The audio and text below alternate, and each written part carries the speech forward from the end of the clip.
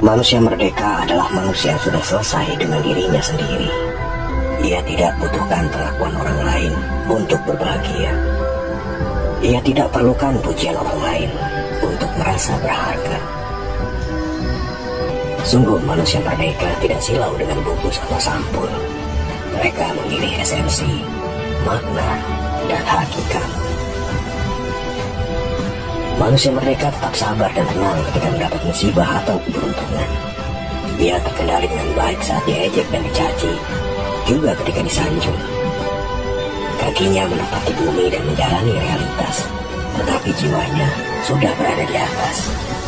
Keakuannya telah lama ia taklukkan sebelum berespon kepada yang lain. Kehidupan di atas bumi hanyalah sekedar peran-peran fana dari sang sutradara.